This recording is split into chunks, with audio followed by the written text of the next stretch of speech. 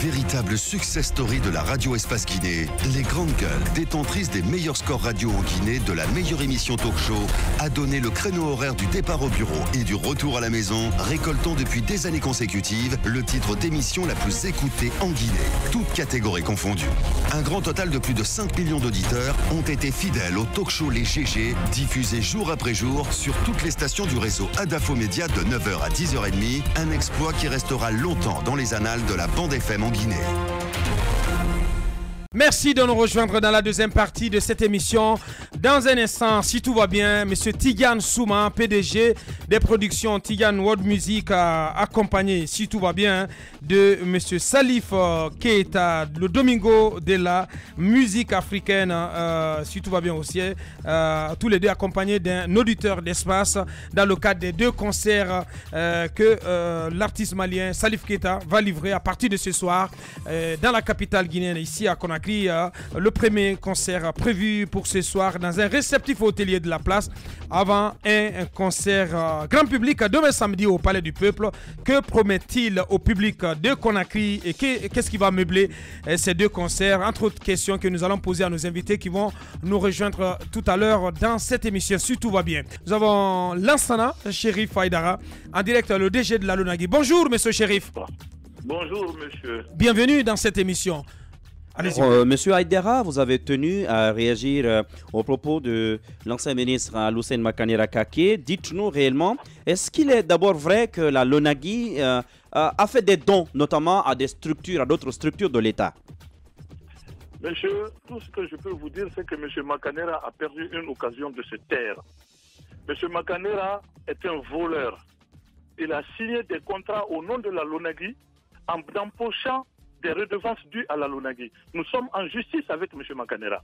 Il a essayé d'introduire la responsabilité de l'État, il n'a pas réussi. L'agent judiciaire de l'État a refusé de prendre part.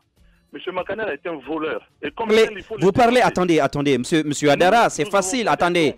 Monsieur Haïdara, oui. Puisque vous êtes, le dossier est déjà pendant devant la justice, il vaut mieux quand même qu'on s'abstienne d'aller un peu à de la passion. Expliquez-nous exactement qu'est-ce qui s'est passé. De quoi s'agit-il dans ce dossier? Il s'agit dans ce dossier que la Lonagui détient le monopole exclusif sur le jeu, sur l'ensemble du territoire national guinéen. Et M. Makanera a signé un contrat avec une entreprise, en l'occurrence Star Time, et il a empoché l'argent, presque 300 millions et quelques, et en empochant la part de la Lonagui également. Ensuite, lorsque je l'ai interpellé là-dessus, il m'a dit non, que lui, il est ministre. J'ai dit, sa qualité de ministre ne l'exonère pas de ses obligations vis-à-vis de l'État et vis-à-vis de la Lonagui. Voilà, le dossier est pendant devant la justice et Makanera, la Lonagui ne l'a pas. Depuis quand est-ce que vous avez... À la Lonagui. Oui, mais depuis combien de temps est-ce que ce dossier-là est-il pendant devant les tribunaux? Le dossier est pendant devant les tribunaux depuis au moins 2 ans. C'est pendant qu'il était ministre. Mais je peux demander à mon avocat de sortir le dossier. Un ministre qui a signé un contrat, qui a demandé à ce que le contrat soit payé en espèces et il l'a empoché. Bien.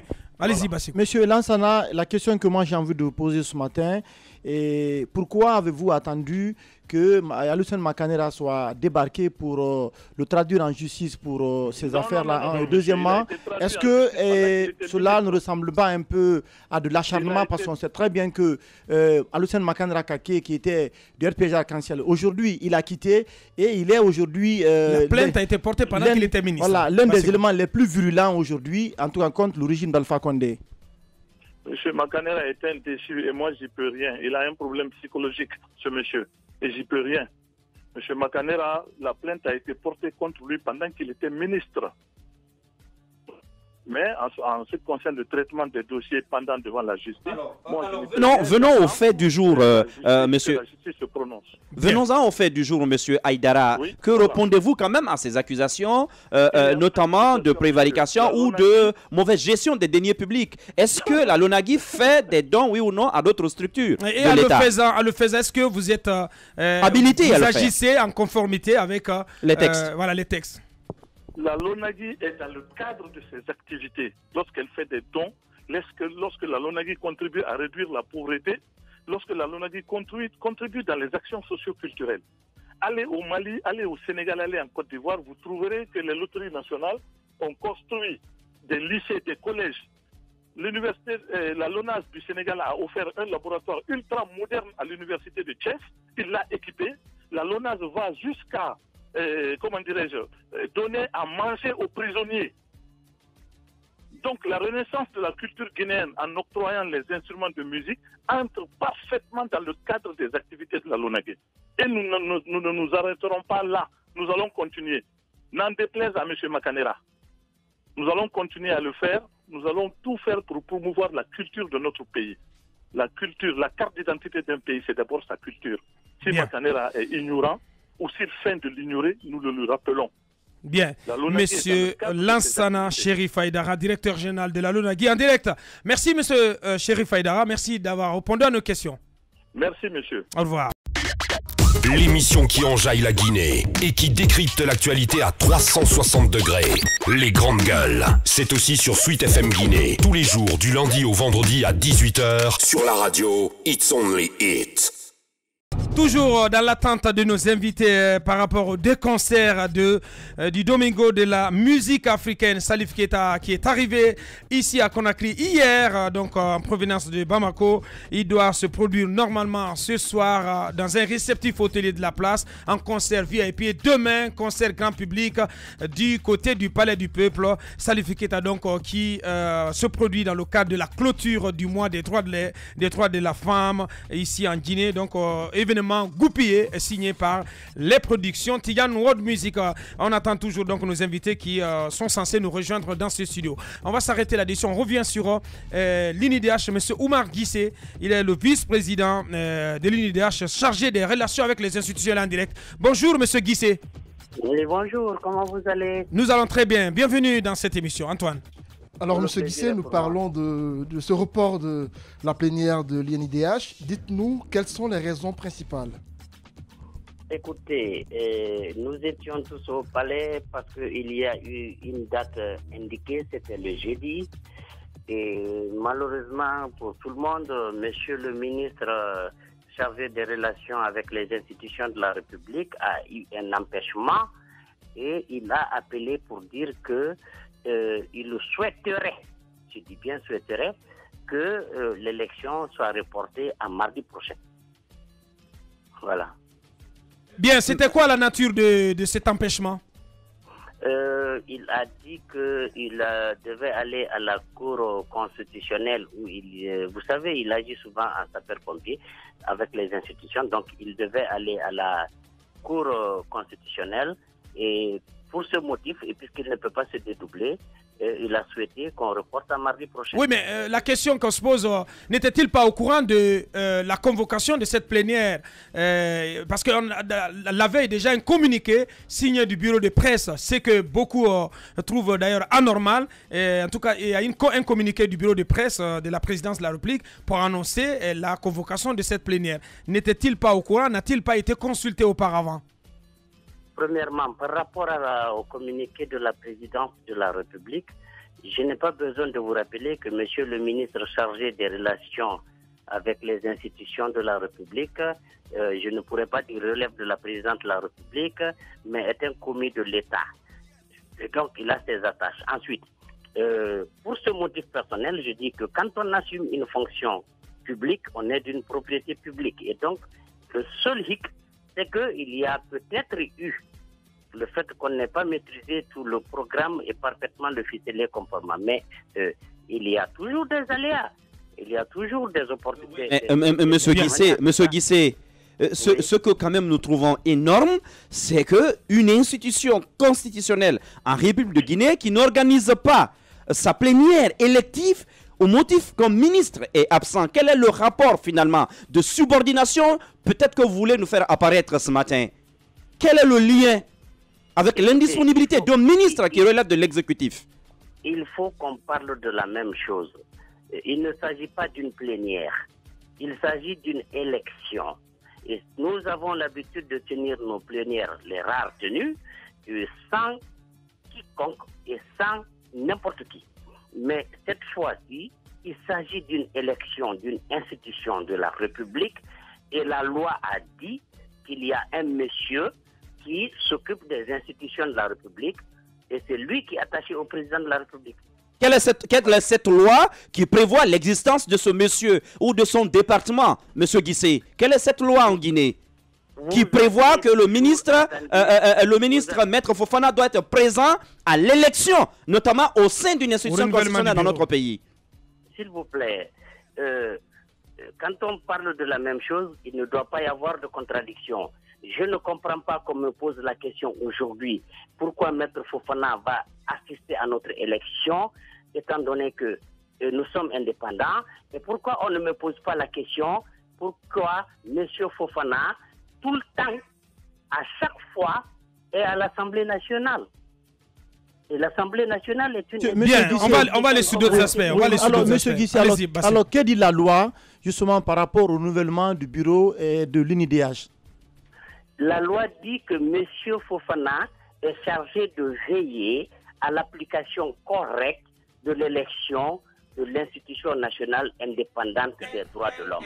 Quelle est cette loi? Quelle est cette loi, M. Guissé? Parce qu'à ce qu'on sache, la seule institution en République de Guinée qui veille à l'application des règlements intérieurs et au fonctionnement des autres institutions, c'est bien la Cour constitutionnelle. Alors dites-nous, puisque vous dites que c'est la loi, quelle est cette loi qui dit que M. Fofana doit être présent, sinon votre élection, par exemple, est nulle? C'est ça le problème. On veut savoir, c'est quoi cette loi? Je vous reprends que quand on assume une fonction publique, on est d'une propriété publique. Le poste de M. Fofana est certainement prévu par les lois en République de Guinée. Son rôle... Bien, non, sur la question de Bassekou.